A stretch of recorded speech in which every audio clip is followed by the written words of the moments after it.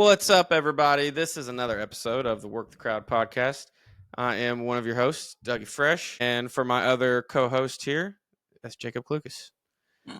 How's it going, buddy? Welcome back again, Doug. Yes, I was in Orlando for work at a conference. I'm back, and I'm back for good for a little bit. I'm done traveling for a minute. So good episode today. I think we have a lot to cover. We're gonna go over the Final Four a little bit, do a recap of that. Congrats to little tidbit into the future. Congrats to Florida if you haven't seen or lived under a rock. That was, if you didn't know, that was our pick to win the national title, our original one. Then Doug wanted to change to Duke on the second chance. I had Duke in my official bracket on my own too, so Cooper Flag needs to be more clutch. Klucas had a pretty good metric or basically algorithm, I would say, that picked Florida to win it as well. So that was a pretty cool seeing that get to work. We're also going to cover top 5 freshman seasons in college basketball. So Klucas has that list. Does Cooper Flag crack that top 5? We're going to find out. We're going to talk about the Michael Malone firing from the Denver Nuggets. And then a little older, but the Colorado versus Syracuse spring game and why that was denied by the NCAA. So let's rock and roll. Well, so Final Four obviously was over the weekend. National championship Monday night. Start with the Final Four. Auburn, Florida was a great game. Was a back and forth game. We said it multiple times throughout the course of the game. We're like, this game is just back and forth, back and forth, back and forth. Auburn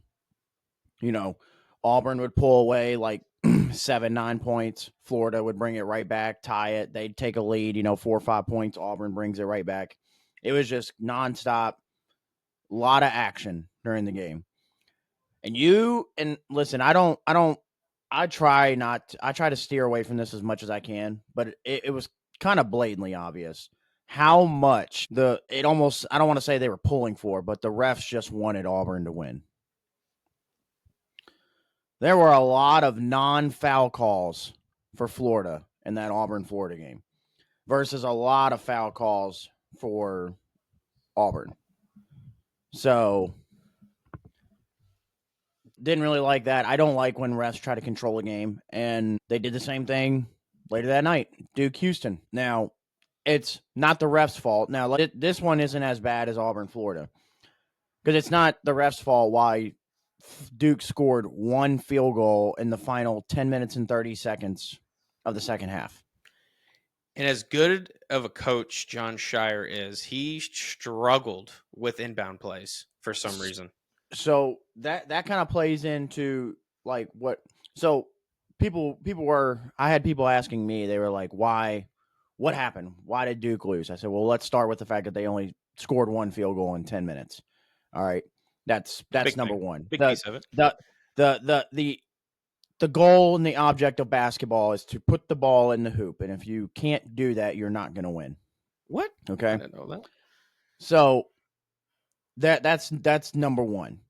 Number two, Duke has, and if you really look at it over the last couple of years, when Duke has been really good before, subtract this year, they've had a point guard. Duke does not have a point guard. And I know there's Tyrese Proctor, but he's not a true point guard. Nah, he's a. And so it's just like when I'm talking about like if you go back and look at teams that won a national championship over the last couple of years, right? Teams that won a natty. This has been the main difference here. Teams that won a natty, they've all had experienced guards, point guards. So this year, Walter Clayton Jr., senior guard, took over the tournament. The last 2 years with UConn, they had Tristan Newton. Tristan Newton won Final Four Most Outstanding Player last year. I know what you're smiling at because you see what I did. Motherfucker. You had to put the asterisk next to that. All right, keep going. All right, Kansas had DeJuan Harris. Baylor had 2. They had Davion Mitchell and Jared Butler. Ty Jerome, Kihei Clark with Virginia. You can go down the line there of what I have. Jalen Brunson. Now, Jalen Brunson, the reason why he has asterisks next to his on the first one in 2016 is because he was a freshman when that happened. So he's kind of like been the anomaly of, a veteran guard leading a championship team. Everybody else, for the most part, and then Marcus Teague as well for Kentucky. But everybody else has had experienced guards. And if you don't have experienced guards, you're not going to win a national championship. And it's not just Walter Clayton Jr. You could have thrown in Elijah Martin in there, who was part of the FAU Final Four team a couple years ago that was, part of the backcourt in Florida. Like, if you don't have experience, you can have whatever you want. You can have the most talented team. You can have the best player in the country. If you don't have experienced guards that know what to do in crunch time situations, you're not going to be a very good team late in March. It can only get you by so far. So, and that's what happened to Duke. They didn't have a guard that, one, knew how to inbound the ball, and two, that could handle the ball in those types of scenarios. And listen, we talked about this because we were talking live while the game was happening. After the first time he couldn't inbound the ball, I don't care if he's been my inbound guy all year. At that moment, I'm going, hey, maybe we look somewhere else. So maybe we look for somebody else to inbound this ball. Maybe the length they're putting on the baseline is getting to him. Something. Because they literally 3 straight possessions could not inbound the ball, and that is why Houston came back. And it was hard to watch, especially for as talented of a Duke team as that is. That's hard to watch. And then you go into the final shot, and I told you exactly what Cooper Flagg was going to do before he even did it. He did it the first 2 times. He did it against Kentucky. He did it against Kansas. He did it against Clemson. Like, it's drive and whichever side of the court he wants to drive on, and it's spin middle every time. Now, I will say the look he got against not Houston a bad one. Was the best one of his buzzer beaters. He just left it short. The Kentucky one, he turned it over. The Kansas, he turned it over. And then the Clemson, he just slipped and fell.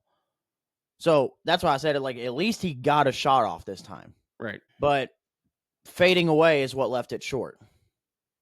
Yep. And now, in saying that, when I said the refs played a bit, I don't like the foul on Cooper Flagg that they called off the free throw.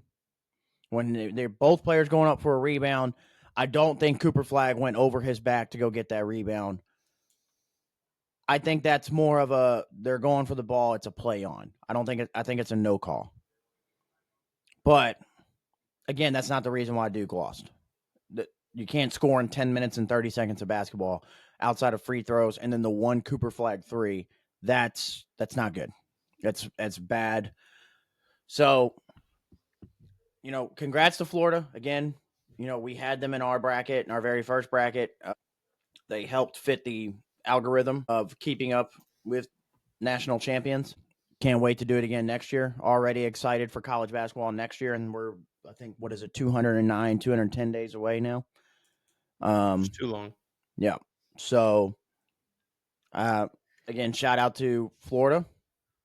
They were the best, one of the, if not the best team all year, and they proved it at the very end. So going back to the Duke game a little bit, they kept showing during the last, probably, 2 minutes of the game, they kept showing Coach K on sitting there watching.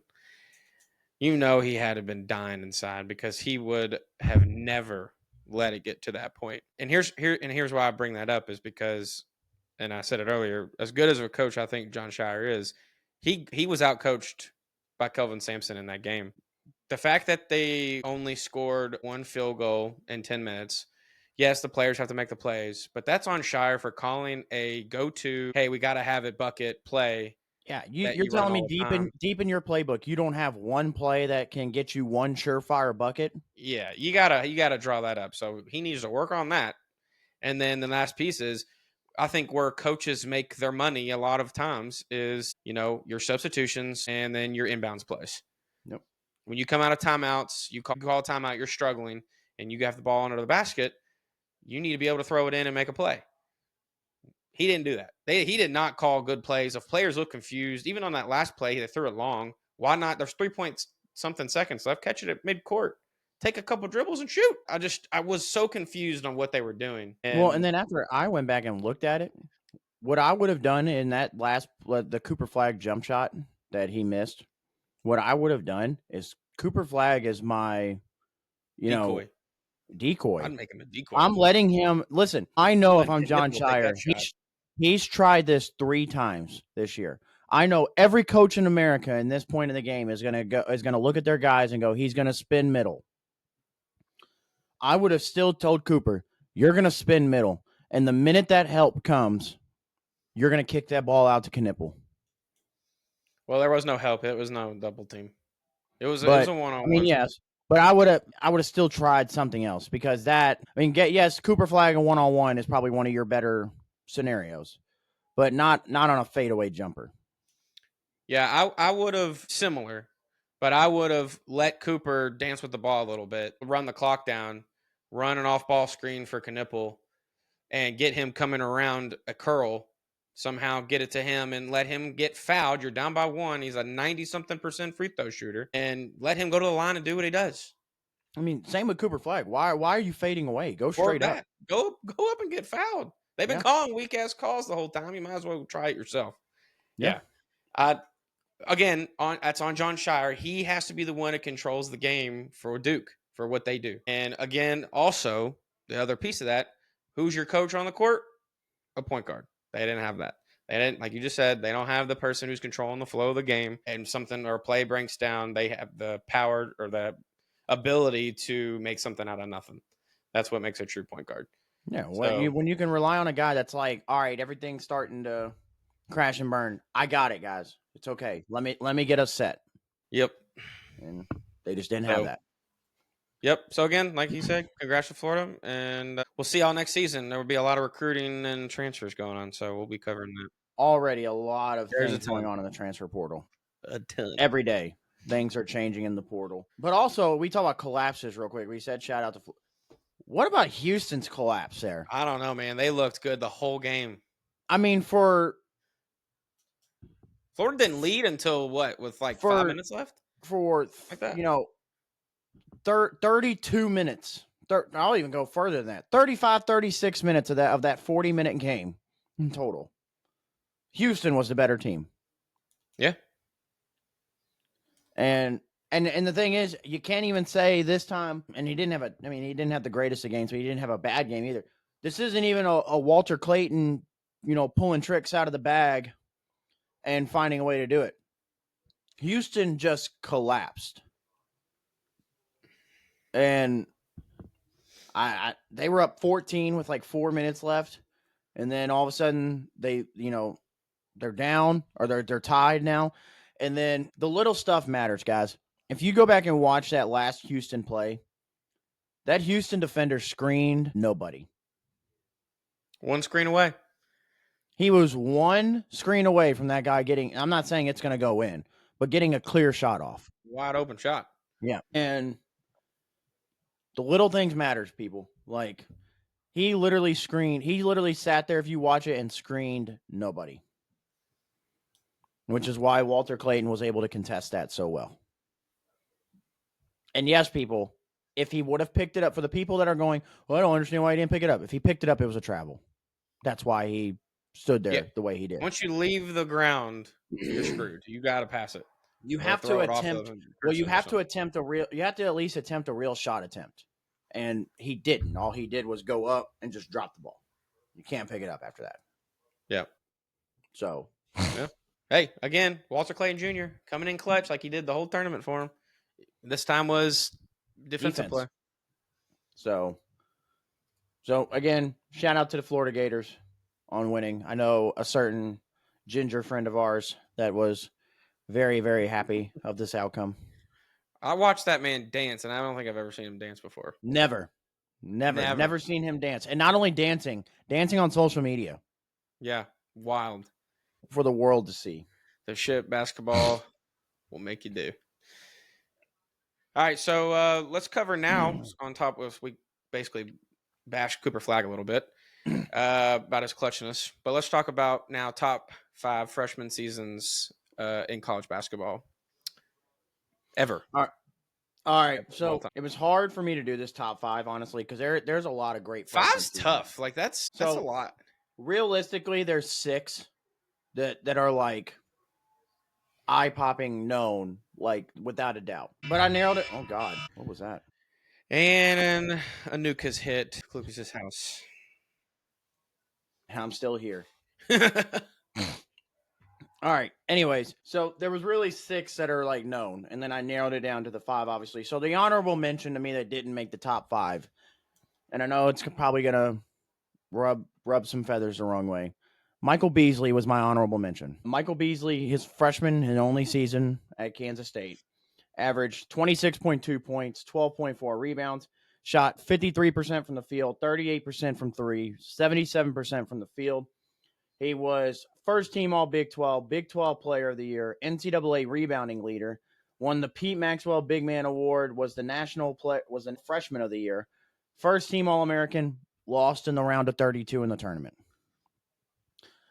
It was very, very hard for me to leave him out, but there's reasons behind that. So number 5, Zion Williamson for me. His one season at Duke averaged about 23 points, 9 rebounds, 2 assists, 2 steals, 2 blocks. Shot 68% from the field, 34% from 3, 64 from the free throw line. Was the ACC tournament MVP, ACC All Freshman Team, ACC Freshman of the Year, First Team All ACC, ACC Player of the Year, National Freshman of the Year, Karl Malone Award winner, Wayman Tisdale Award winner, Consensus First Team All American, National Player of the Year, lost in the Elite Eight. And the reason why I ended up choosing Zion over Michael Beasley is strictly like money. And when I say that is, Nike lost a lot of money when Zion blew out of his shoe. I forgot about that. Yeah. That was a huge blow to Nike. And if you as an individual player can cause a huge blow to Nike because of something, you got it. Sorry. That means something.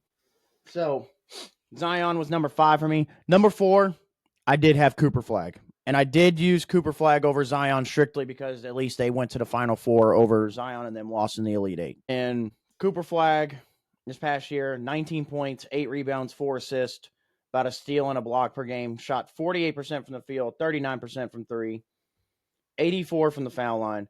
ACC All Freshman Team, ACC All Defense, ACC Freshman of the Year, First Team All ACC, ACC Player of the Year, National Freshman of the Year, Wayman Tisdale winner, Julius Erving winner, Lute Olson winner, Consensus First Team All American, National Player of the Year, and then they lost in the Final Four, obviously. What didn't he do? Jesus. Which leads me to number 3, and that is the Slim Reaper, Kevin Durant. KD was KD at Texas. He was insane. Averaged his freshman year 26 points per game, 11 rebounds, 1 assist, 2 steals, 2 blocks, 47% from the field, 40% from 3, 82 from the foul line, which actually was a shocker to me considering he's like a 90% free throw shooter in the league. Was Big 12 Player of the Year, Consensus First Team All American, National Player of the Year. They lost in the round of 32 as well. But now, not as many accolades and awards as like Zion and Cooper, but KD was just so individually dominant that he surpasses them. Yep. Number 2, and these two I've always said, no matter what, I get it. Kevin Durant's probably had the most individually dominant freshman season ever. But these two, without a doubt, were no-brainers for me. 2, Carmelo Anthony. Melo averaged 22 and 10 his first year, his one and only year at Syracuse, while shooting 45% from the field, 34 from 3, 71 from the free throw line. Was National Freshman of the Year. And this is what shocked me. Second team All-American. Who the hell was on first team? Was the Final Four most outstanding player and won the national title. The national title is the big giveaway for these two, the top 2 for me. Right. And then number 1, as I'm sure you could probably guess, Doug, it's the unibrow, Anthony Davis. and 10 at Kentucky, while also averaging 5 blocks per game. Shot 62% from the field, 15% from three. He wasn't shooting jumpers while he was at Kentucky. 71% from the free throw line. Was the SEC Freshman of the Year, Defensive Player of the Year, Player of the Year. Led the NCAA in blocks. National Freshman of the Year, National Defensive Player of the Year, Consensus First Team All-American, National Player of the Year, Final Four Most Outstanding Player, and was an NCAA champion. The other reason why this is Anthony Davis himself was Kentucky that year, was number 1 in the country in blocks. Number 2 in the country in blocks was Anthony Davis. Okay. That's a wild stat, actually. He had more blocks than every team in the country. And again, we've talked about it before with him. He's literally changed your entire game plan on the on when you were on offense, and you had to reconsider everything you were doing.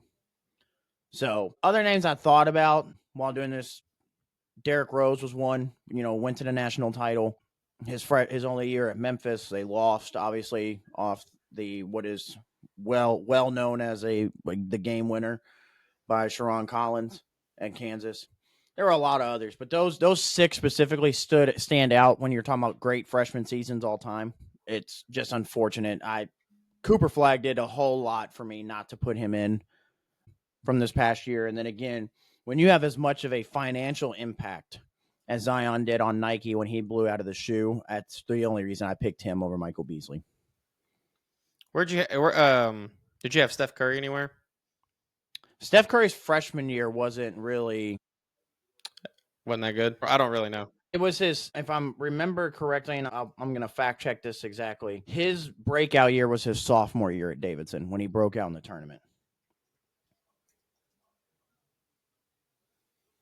Yeah, he had a good freshman year. He averaged 22, 5, and 3.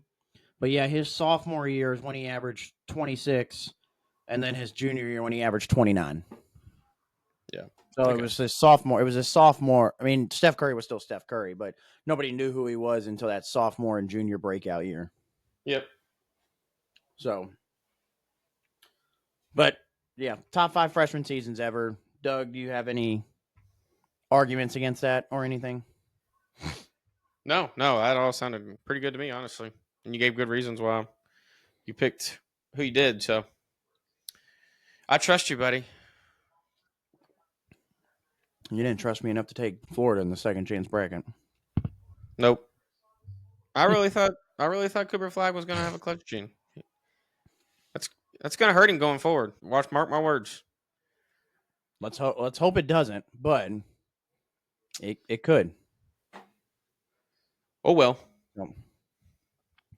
So, all right, let's get into a little bit of breaking news that happened yesterday. I had something else for this instead, but I decided to switch it out with this because I was like, this is too big to not talk about. Michael Malone, the Denver Nuggets head coach, was fired yesterday. That really shocked me. Yeah, because it's really shocking. You're talking about a guy that just won a championship 2 years ago. 2 years ago, yeah. Ever since then, it's not like the Nuggets have just fallen off. I mean, they've been top 3 seed in the West still ever since. Last year, obviously, they lost in the second round to the Minnesota Timberwolves, but I wouldn't put that on Michael Malone. And then this year, I mean, we're 5 games away, 5 regular season games away from starting the playoffs. And Denver is currently the 4 seed at 48-32. It's not like they're in a bad position. And so, but here's my thing. If you had made the decision, and they fired both Michael Malone and the GM. Now, for me, I would have fired the GM regardless. I'd have fired him last year because it's criminal that, this offseason, because it's criminal that you didn't run the team back last year that you had just won the championship with. You let guys like KCP, Bruce Brown walk from this team who were key pieces to winning that NBA title when you won it in 2023. Key pieces, and you let them just go. and got nothing back in return for him. Criminal that you allowed that to happen as a GM.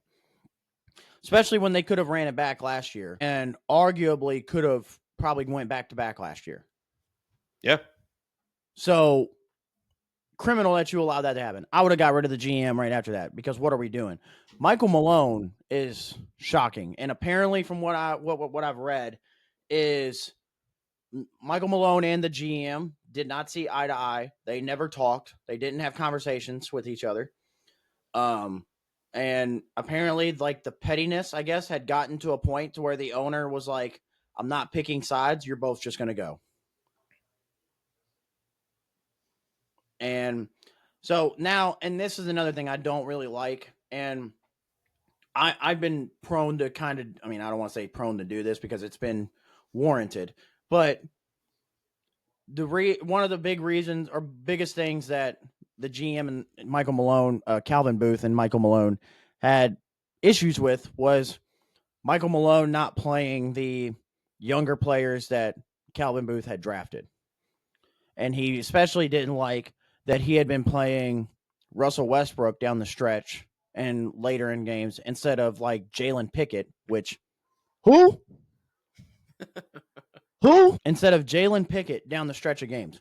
And now they're trying to pin this on Russ as Russ goes to another team and everything blows up.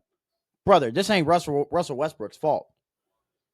Like, this has nothing to do with Westbrook. Actually, if I'm going to be completely honest, this is one of the best years since his, MVP triple-double years I've seen Westbrook have. Yeah. He's accepted the role coming off the bench. He's been phenomenal at doing it.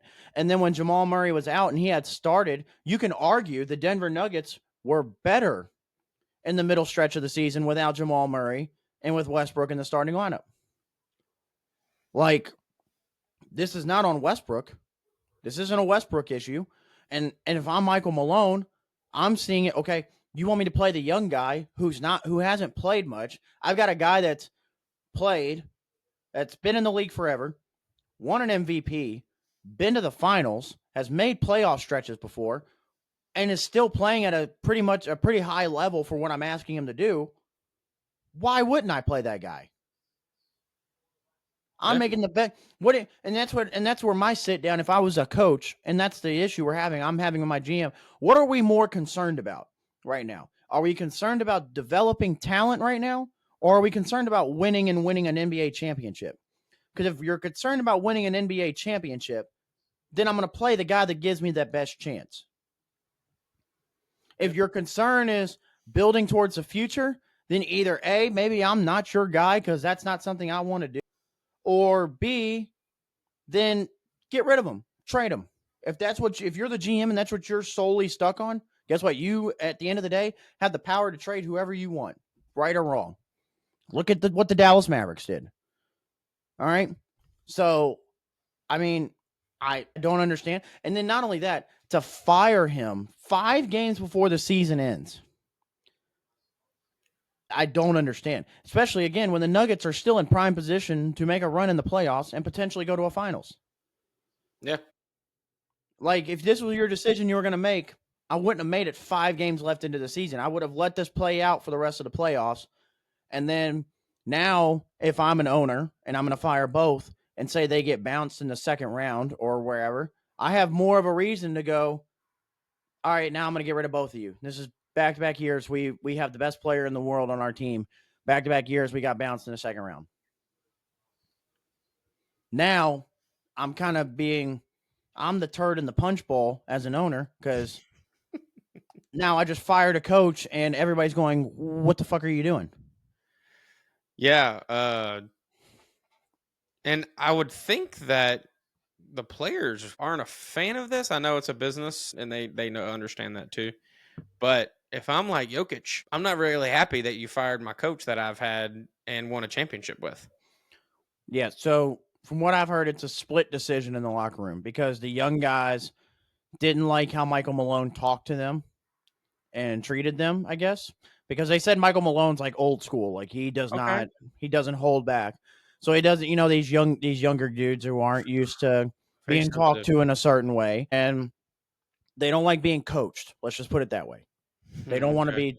They've been the star player their whole life, so they're not used to being talked to like that. But they also said that Murray and Jokic specifically got treated differently in the locker room than everybody else, which I understand to an extent, but in any sport you play in, your best player gets different treatment from everybody Yeah, else. that's in team sports, regardless of what level you're at. Yeah, so that's how it naturally happens. And then apparently the and like I said, the rest of the locker room split half. Like half the locker room is like, very upset that this happened, including Jokic. He was not happy, did not understand the firing.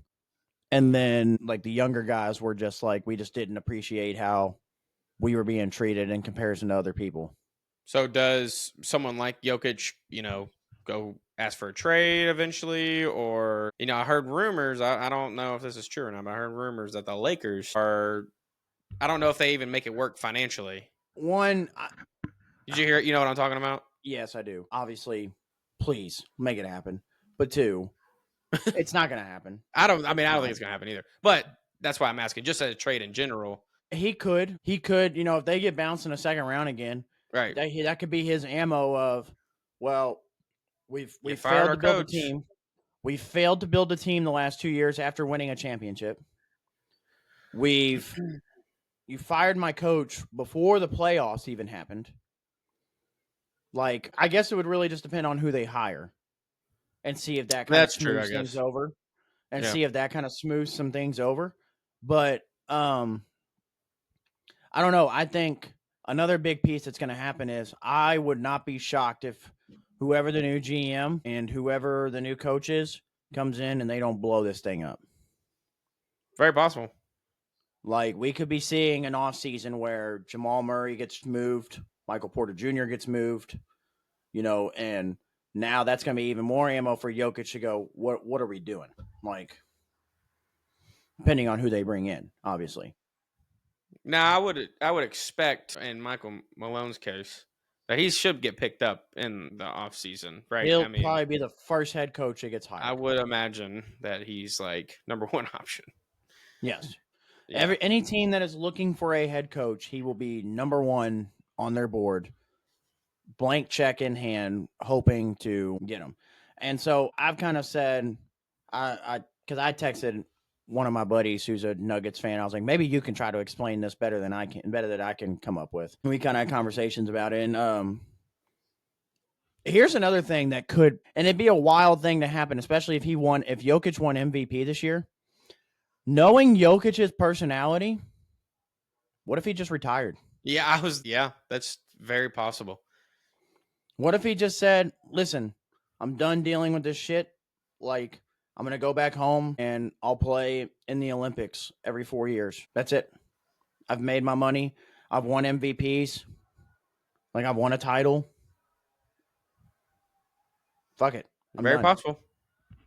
But we were talking about, Michael Malone, and the way that Michael Malone did Denver is they were a young team and he built that from the ground up. And I think that might be a situation he might be looking for again after that. Yeah. Unless he can get the right situation that's already ready to go. So I would look at a team like Chicago if Chicago decides to let go of Billy Donovan. Chicago, a young team, going to kind of need a new identity. Can have a good draft pick this year. Could be looking for something new. Washington, if they land the number one pick, end up with Cooper Flagg, that could be something that could entice Michael Malone to want to go to Washington and rebuild. New Orleans, who's kind of just been, we've all kind of felt like has been like a, obviously it's been pending on Zion's health, but kind of like a sleeping giant of we're just kind of waiting for them to peak. And then Portland as well. They decided to get rid of Chauncey Billups. But yeah, listen, I didn't understand a couple weeks ago when Memphis let go of Taylor Jenkins. And now Michael Malone gets fired. Taylor Jenkins was a lot more of Ja Morant doing that than anything else. Now, but again, Michael Malone getting fired, it doesn't make sense to me. I don't understand again why with 5 games left in the regular season you decide to do this. It just doesn't make sense. So, last segment, and it's kind of an old story, but let's talk about it a little bit and what happened. So about a month or so ago, Deion Sanders proposed the idea on Twitter of why not do a spring game of like playing somebody in the spring game instead of just having, your first team offense versus your first team defense or so on and so forth, whatever. Why not have an actual game? Like an actual exhibition game. Yeah, basically. And Syracuse head coach, what's his? It's something Brown, isn't it? Yeah, I think it's Fran. I think it's Fran Brown. Yep, Fran Brown answered the call on Twitter and said we'd be happy to fly out to Colorado and play your team. And so I proposed the idea. Could we do this? And they waited. I guess they submitted it to the NCAA to try to see if they could get it to happen, and the NCAA said no. And this is where the NCAA is a joke, because for one, what are you going to do even with you saying no if these guys decided to still do it anyway? What are you going to do? All right. And sure, you could say the whole, oh, we could penalize you. What are you can't, what are you going to do? Suspend a coach for the first game when they're playing some FCS school? Okay. But like, what are you going to do? And so when the NCAA sent back their letter saying no, these were the three reasons that they gave them. Reason number one was this is such late timing. Most schools already have their spring practice already planned out. Newsflash, NCAA, a lot of these schools aren't even having a spring football game. Right. A lot of your major programs have canceled their spring football game.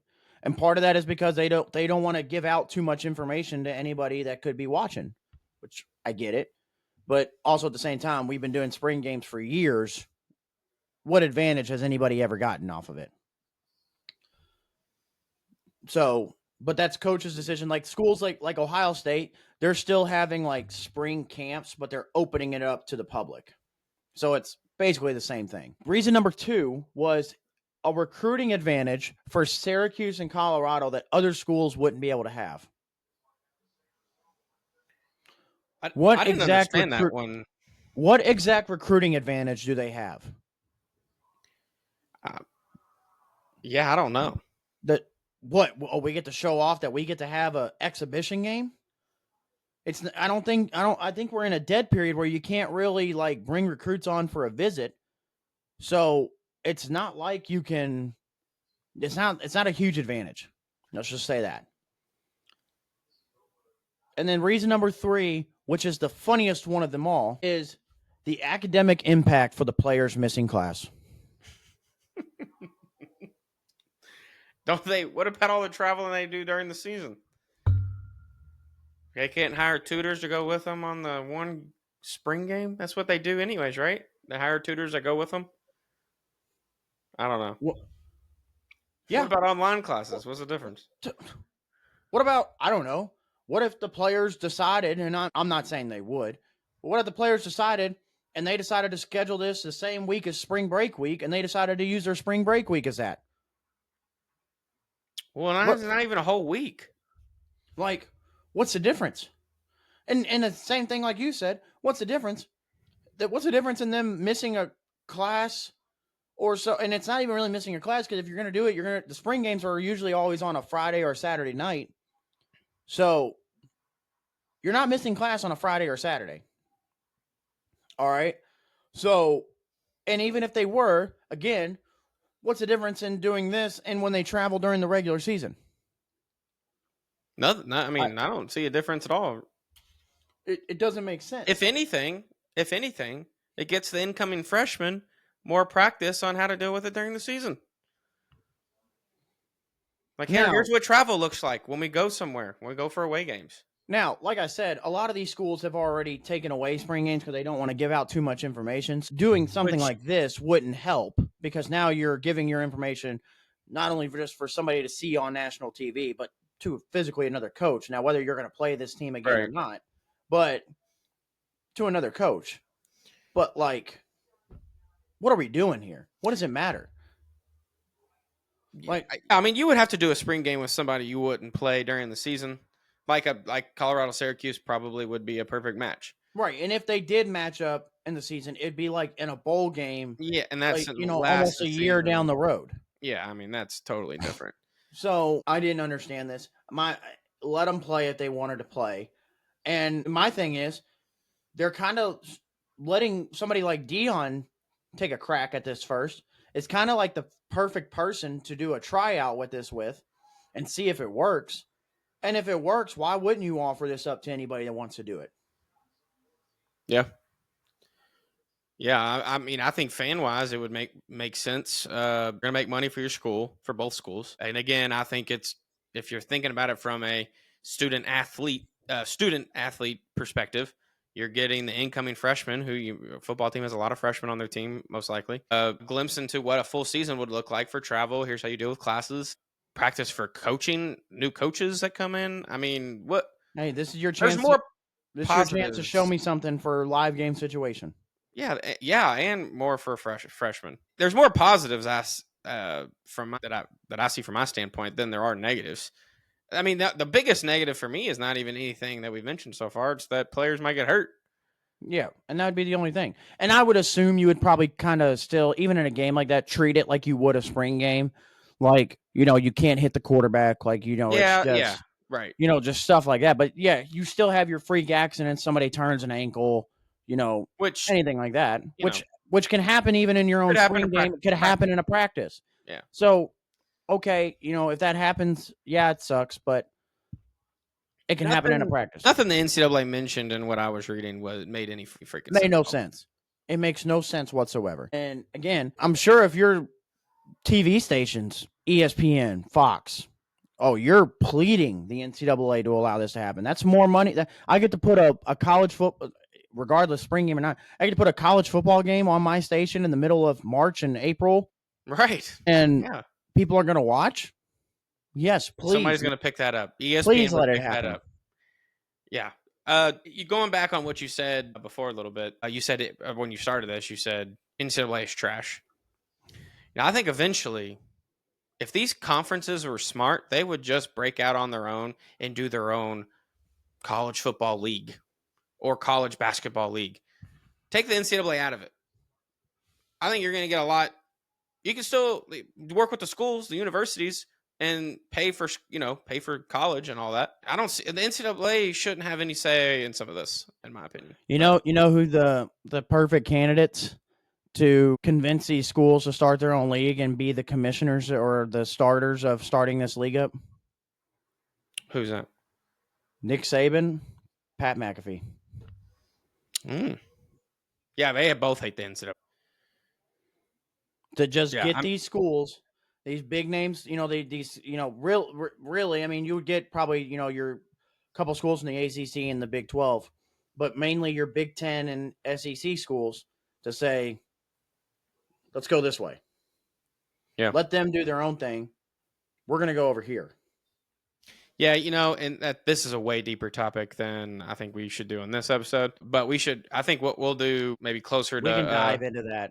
college football season or something like that. We'll dive into why these Power 5 or Power 4 conferences should just break off, and or the top teams in college football at least break off. Well, there's a couple of teams in these Power 4s we can leave behind. Yeah, right. Yeah, top teams. You pick and choose. But yeah. So let them do it. If they want to do it, let them do it. I would say there's more potential disadvantages to doing this for those schools than there are advantages for them to do it. Yeah, there's no advantages. I let them do it. I don't understand why you wouldn't. Yeah, I agree. All right, well, Klucas, do you have any other surprise topics? Nope. All right. Well, from us here at Work the Crowd, we appreciate you all listening to this episode. We're on everywhere you get your podcast, Apple Podcast or Spotify, and then this episode will be on YouTube as well. So give us a follow and subscribe.